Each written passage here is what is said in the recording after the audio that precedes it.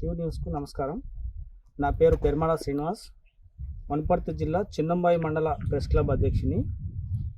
వనపర్తి జిల్లా పరిధిలోని కొల్లాపూర్ నియోజకవర్గం పరిధిలోకి వచ్చే చిన్నంబాయి మండలానికి 2022లో గౌరవ ఎమ్మెల్యే గారు మాకు 20 జర్నలిస్టు ఇండ్లు ఇవ్వడం జరిగింది. బీపీఎల్ కోటా కింద 20 మందికి జర్నలిస్టులకు ఇండ్లు కేటాయించడంతో గత 2 ఏళ్లుగా నిర్మాణాలు చోటు చేసుకుంటున్నాయి.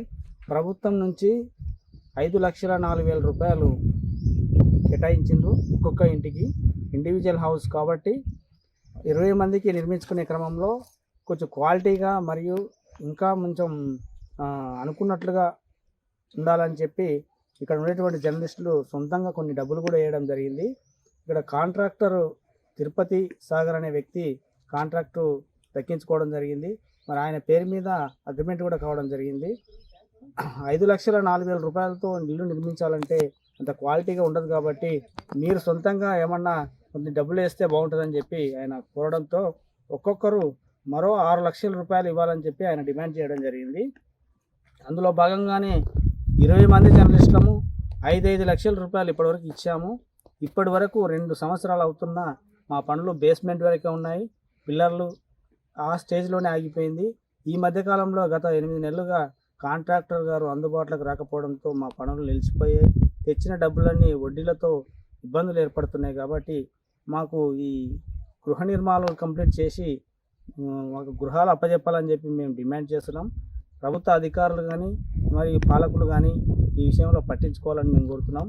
సదరు కాంట్రాక్టర్ని ఎన్నిసార్లు మేము కోరినప్పటికీ ఆయన మాకు స్పందించకపోవడం వల్ల ఇటీవల నిన్న మొన్ననే వారిపైన గౌరవ ఎస్పీ గారికి ఫిర్యాదు చేయడం జరిగింది.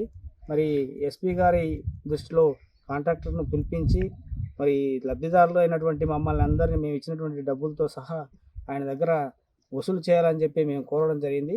ఎస్పీ గారి నుంచి మరియు గౌరవ శాసనసభ్యులు మంత్రి గారు అయినటువంటి జూపల్లి గారి నుంచి కూడా న్యాయం చేస్తారని చెప్పి మేము కోరుకుంటున్నాం. ఉమ్మడి చిన్నంబావి వీపనాల మండల జర్నలిస్టులకు ఈ చిన్నంబాయి మండల కేంద్రంలో 20 మంది జర్నలిస్టులకు గత బీఆర్ఎస్ ప్రభుత్వం ఈ ప్లాట్లను ఇవ్వడం జరిగింది. అయితే ఆ ఇచ్చినప్పటి నుంచి ఈ పనులు నత్తనడకనే సాగుతూనే ఉన్నాయి.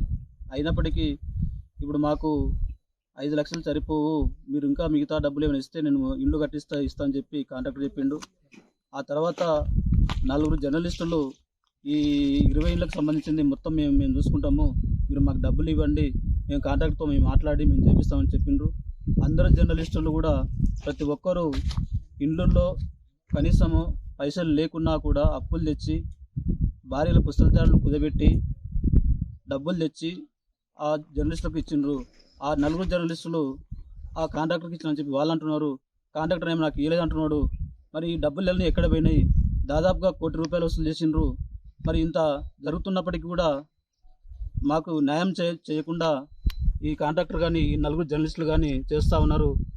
ఏది ఏమైనప్పటికీ ఈ 6 లక్షల రూపాయలు ఒకరొకరు ఇవ్వడం జరిగింది. ఈ 6 లక్షలు ఎక్కడ పోయినాయి? ఒకరొకరు దాదాపు ₹1 కోటి దాకా వసూలు చేసామని చెప్పిండ్రు. ఒకసారి పంచాయతీ కూడా నడిచింది. ఆ పంచాయతీలో లెక్కలు చేస్తే మొత్తం ₹1 కోటి దాకా వసూలైనని చెప్పి కూడా జరిగింది. కాబట్టి ఏదేమైనప్పటికీ మా జర్నలిస్టులకు జరుగుతున్న అన్యాయాన్ని ప్రభుత్వ అధికారులు, రాజకీయ నాయకులు కూడా మాకు న్యాయం జరగాలని చెప్పి మేము కోరుతున్నాం. అదేవిధంగా మా జర్నలిస్టులే మాకు మోసం చేయడం చాలా బాధాకరంగా ఉంది. మేము ఇక్కడ ఎన్ని కొట్లాటలు జరిగినా ఈ ప్లాట్ల కోసం ఎంతో పంచాయతీలు జరిగినాయి. ఆ పంచాయతీలో మేము ముందున్నాము, మేము కూడా ఉన్నాము, అందరం కలిసే ఉన్నాము. అయినప్పటికీ వీళ్ళ చేతుల్లో పెట్టుకొని నీకు లేదు ప్లాటు అని ఒకరికొకరికి అందరికీ కూడా పంచాయతీలు పెట్టిన సందర్భాలు కూడా ఉన్నాయి. కనుక ఈ సమస్యను తొందరగా పరిష్కరిస్తే బాగుంటుందని చెప్పి భావిస్తున్నాం. అందరి జర్నలిస్టులకు న్యాయం జరిగే వరకు ఖచ్చితంగా పోరాటం చేస్తామని చెప్పి కోరుతున్నాం.